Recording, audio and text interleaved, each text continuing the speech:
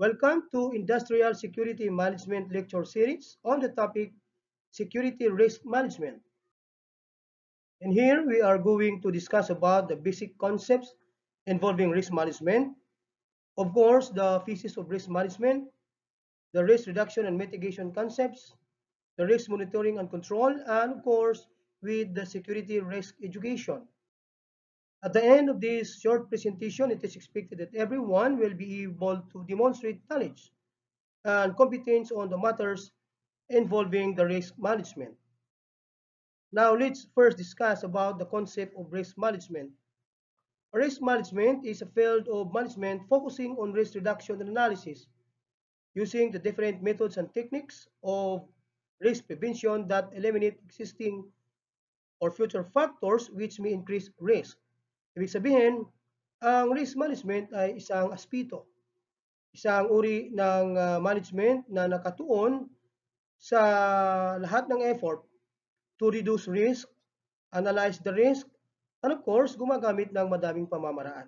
Madaming techniques kung paano maibsan or paano ma-eliminate ang existing or even in the future na posibleng risk na kakaharapin or pwedeng kaharapin ng isang organization o ng isang company.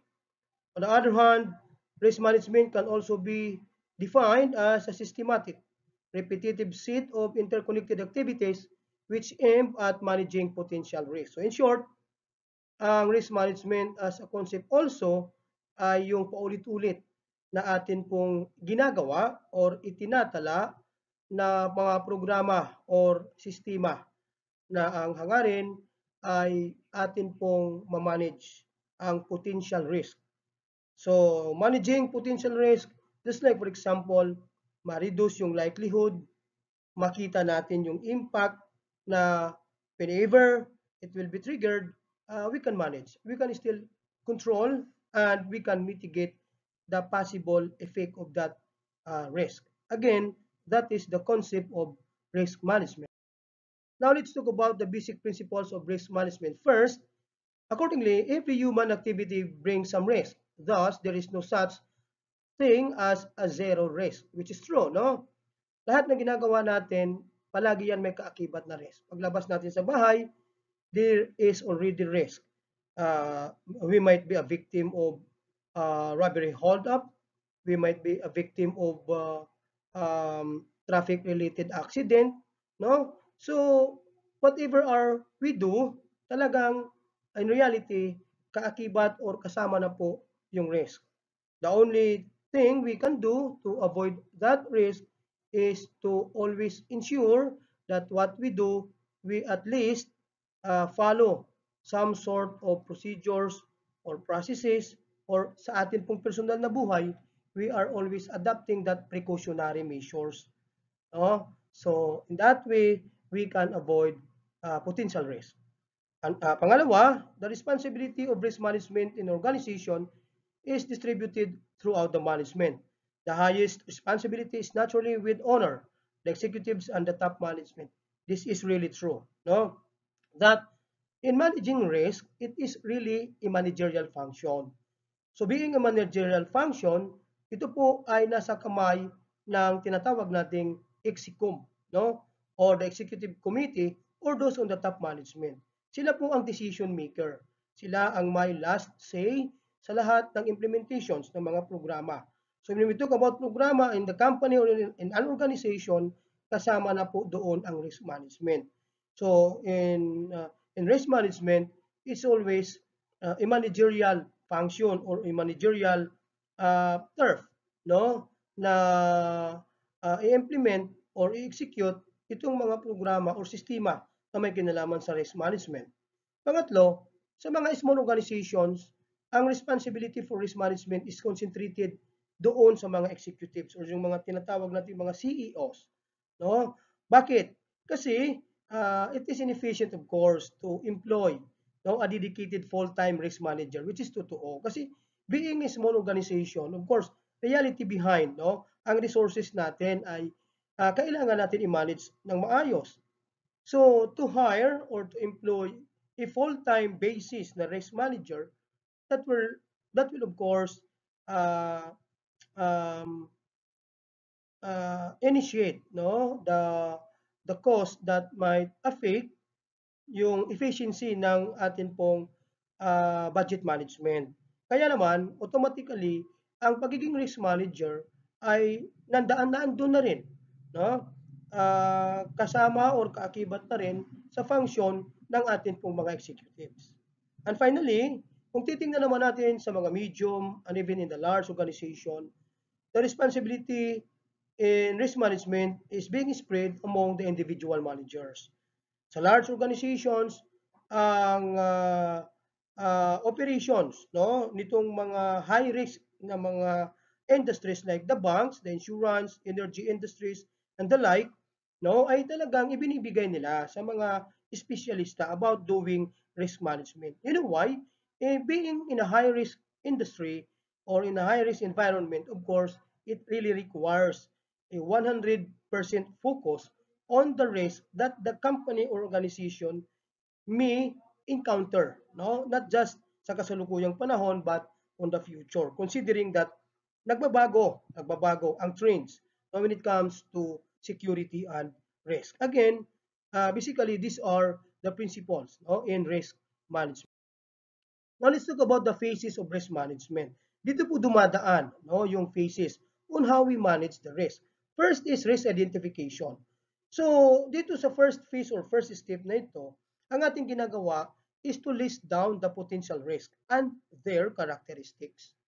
After we do it, we document it of course through a risk register. Kaya mainam na dito sa unang phase na ito na sa ating ginagawang risk register ay malinaw na atin pong na-identify accordingly and atin pong nadi-describe yung bawat katangian ng potential na risk na atin pong nakikita while we are doing the risk assessment. Pangalawa, if we are doing risk management, ang second phase after we identify and document it in a risk register is to reduce and mitigate.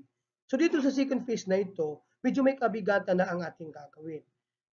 Magtatrabaho na talaga tayo because yung atin pong mga kasama sa team or sa group na gumagawa ng risk management, talagang we will perform, we will initiate na yung ating mga countermeasures, yung ating mga preventive measures, ika nga, So in here sa second phase, what we do is risk reduction and risk mitigation. So sa risk reduction, we will identify ways, we will come up with a lot of measures. We will develop a lot of strategies and techniques in order to eliminate the risk. On the other hand, kung hindi natin ma-eliminate, we can still mitigate. No, reality behind will says that if we cannot eliminate, if we cannot prevent, at least we can mitigate. So, talking about mitigation, what we do is to come up with strategies, plans, programs, systems, procedures that will, of course, make the risk to its lesser condition. No? So, that is what we need to do on the second phase in risk reduction and risk mitigation. Pangatlo is the risk monitoring and control.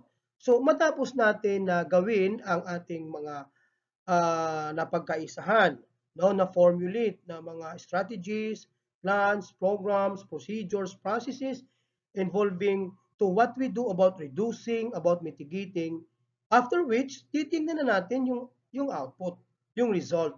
So pupunta na po tayo sa phase 3 and that is through monitoring and control.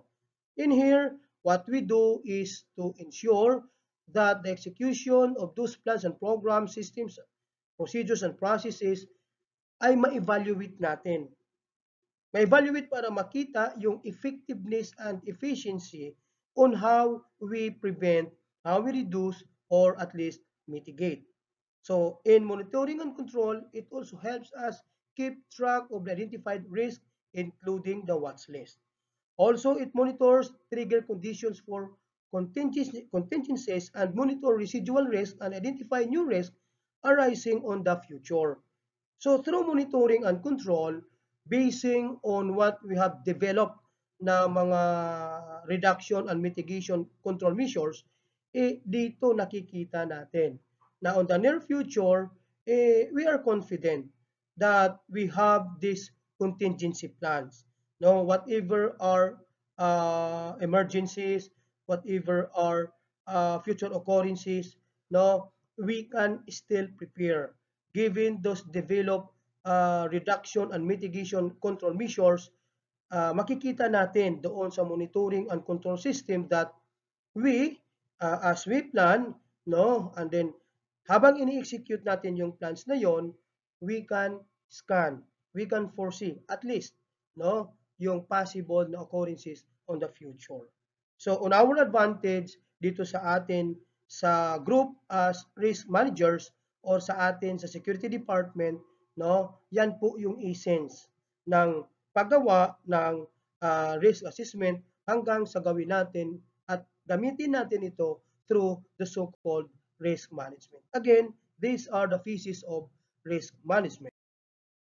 Now let's identify some tools and techniques, no, on how we review the risk, how we identify the risk. Okay? So number one, we have the so-called documentation reviews.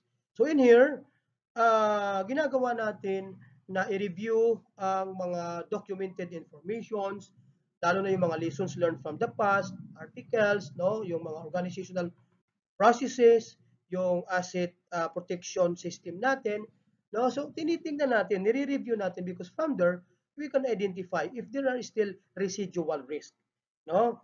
Pangalawa, we have the so-called information gathering technique, which is very common and very basic. Just like brainstorming, no, we are talking with some people who are concerned with risk. We are talking with some experts, or even from the managers, team leaders of different groups, department, offices, no, to share with informations about identifying the risk from the different departments or different offices. So from there, na-identify natin yung risk. Pangalawa, we also have the Delphi technique na kung saan dito kumukuha tayo ng mga consultants, no? Kumukonsulta tayo sa mga subject matter experts or those in line with the industry na kung saan they are highly expert that can give us or tells us information about identifying the risk which is related to our operational business, no? And finally, interviewing with those people who, of course, we believe to have knowledge that can tell us, no, about possible risk or existing risk or future risk that our company, our organization might be engaged with. Also, we have the so-called root cause analysis. So sa root cause analysis, what we focus here is to identify the root cause. No? So madami pong mga techniques like the fishbone technique, no?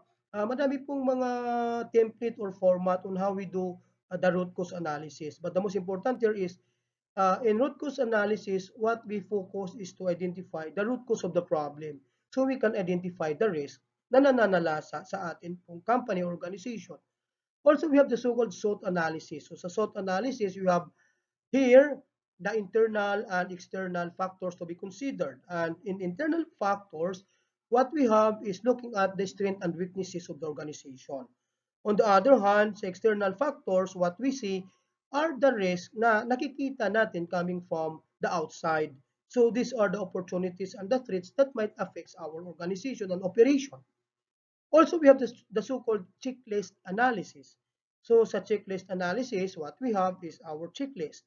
The checklist which gives us the enumeration of the identified risk, and then from there, we analyze, no? Saan po ba yung major risk, saan yung mga kailangan i-prioritize base sa availability ng ating resources at kapasidad ng ating organization to respond on that. We also have the so-called assumption analysis.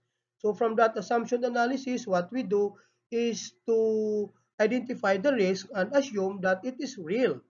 It is really existing and that the organization should have to take an action to it. And finally, we have the so-called risk register. No? So through adapting or maintaining a risk register, we can be updated. No, we can be of being informed from time to time of the different risks that we need to be addressed. Now let's talk about the different risk reduction and mitigation strategies. First is the contingency planning. Of course, kung gusto natin ma-reduce, ma-mitigate ang risk, kailangan talaga natin magplano on the future, no? So maliban sa strategic planning, dapat meron tayong contingency planning. Ang ibig sabihin ng contingency planning, in every urgent or emergency situation, we should have always a plan. A plan that is ready to initiate or to be implemented, to be used at any time during emergencies, especially during crisis. No? We can also do hazard prevention. With that, we need to develop, we need to formulate countermeasures, strategies on how we can identify hazard and how we can prevent or mitigate these hazards. Also, we can do likelihood reduction. No? Kaya ginagawa natin yung risk assessment because gusto natin makita yung likelihood of occurrence. So from there, malaking tulong sa atin yan upang makagawa ng mga strategies on how we can prevent the likelihood of occurrence. We also have the so-called risk avoidance. So from the risk avoidance, we can develop and come up with different security measures that we can avoid, we can prevent the risk from its existence or occurrence. We also have the so-called risk transfer. So kung wala tayong magawa na ma-avoid, ma-prevent ang risk, then wala tayong magagawa. But in some other way, pwede natin i-transfer yon sa mga insurances kung saan naka-insured ang ating negosyo, ang ating organization, ang department na iyon, ang process na iyon, or ang asset na iyon. We also have the so-called risk spreading. Kung hindi natin ma-avoid, hindi natin ma-prevent, we can at least mitigate. So by mitigating, pwede natin i-spread. Kung ang directly affected ng risk ay itong department na ito, pwede niyang i-share ang risk sa iba. I-spread out natin sa ibang department upang mag-spread out at magtulong-tulong ang iba't ibang department upang ma-address. No? While collectively and sabay-sabay na nagtutulungan, gumagalaw at nagka-craft with different countermeasures habang spreaded yung risk or problem ay spreaded din ang action or response na ating ginagawa. So collective at strong, no? Wide ang impact as to how we can combat or fight the existence of that risk. And finally, kung wala tayong magawa, just to avoid, just to mitigate and reduce, wala tayong magagawa because in sometimes reality says you need to accept, you need to assume. So kung ano man ang availability ng resources na meron tayo, capacity na meron tayo, then let's try to utilize it to the best way that we can just to address and respond to the occurring or prevailing risk. Again, these are the different risk reduction and mitigation strategies. Now let's proceed to the risk monitoring tools and techniques. So in monitoring risk, madami po tayong pwedeng gamitin na tools and techniques. Na tools halimbawa ng risk reassessment. So dito, pwede natin gawin na i-reassess ang risk. Because from there, we can see some sort of major risk, no? Some sort of qualitative and quantitative risk na pwede natin i-analyze kung saan we can see how can we rate, how can we categorize, how can we prioritize again and come up with a better solution to that. Also, we can do risk audit, no?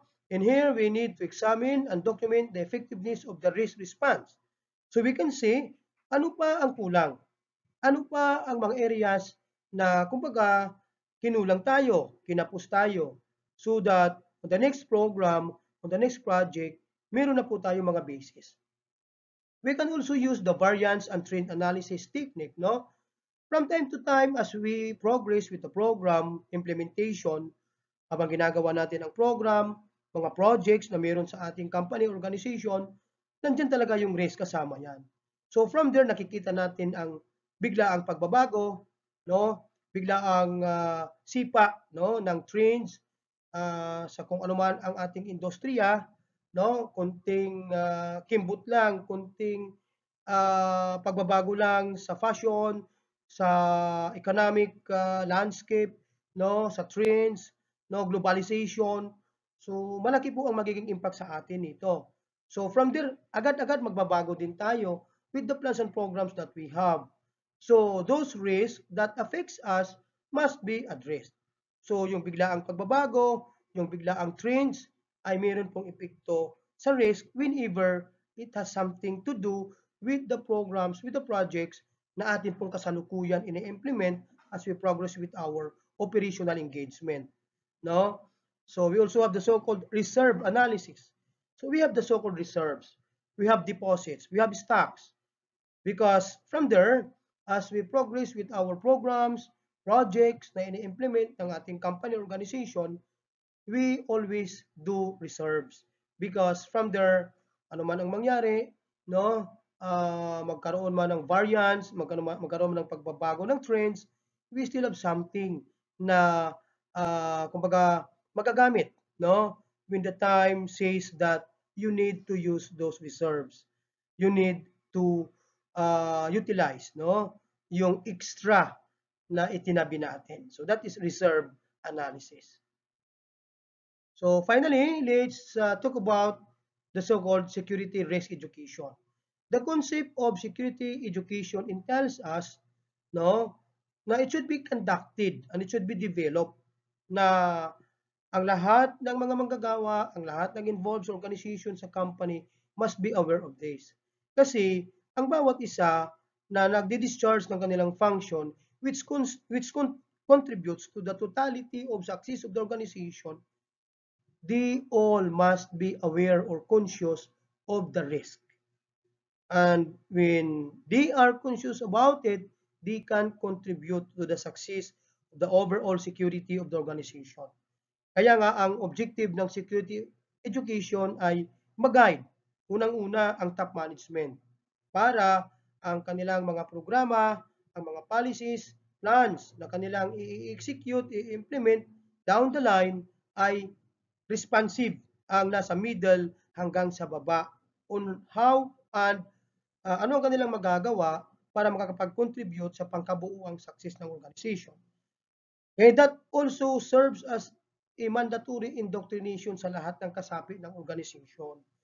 No? A down the line security program na ang hangarin ay maging devoted, maging dedicated ang lahat ng mga manggagawa, ang lahat ng kasapi upang makapag-ambag at habang ginagawa nila ang kanilang mga functions, being an element or part of the organization, ay patuloy na nagiging significant ang contributions nito sa pangkabuuang achievement ng organizational goals, objectives, lalong-lalo na yung vision and mission ng organization. Ganun po ka-essential ang security risk education. And in support to that, may mga phases na pwede tayong sundan. Kaya pagpasok ng mga manggagawa, pagpasok ng mga potensyal or aspirant na magiging kasapi ng ating organization, what we do para ma-promote ang security education is to do the initial interview. Doon pa lang, ino-orient na natin sila about the essence of security ng ating organization. From there, pag nakapasok na po sila, na-hire na po natin, ay dinadaan natin sila sa mabusisi at detalyadong orientation and training upang organized at naaayon ang kanilang mga ginagawa with the policies, procedures, and processes that we have under the organization. Of course, idinadaan natin sila sa mga refresher course para ma-enhance ang kanilang talino, galing at kakayahan upang mas higit na maging contributory ang kanilang ambag sa organization. And finally, kahit na sila ay matagal na sa organization, there is always such a thing of security reminder. Kasi alam mo na, ang gamot sa limot, paalala, no? Sa isang organization, it is very important that everyone should be reminded always of the security policies, programs, and procedures. And finally, pag nagagawa natin yan, that enhances, that promotes security. Pag nangyayari po yan, pag stable, very enhanced ang security ng isang organization or company, tatagal po ito. Tatagal at tatagal, and in most cases, very successful ang mga programa, mga projects na kung saan i-implement NITO, no, with those in line with the projects and programs. So that ends our discussion on risk management. I hope you have learned a lot from this short presentation. Thank you.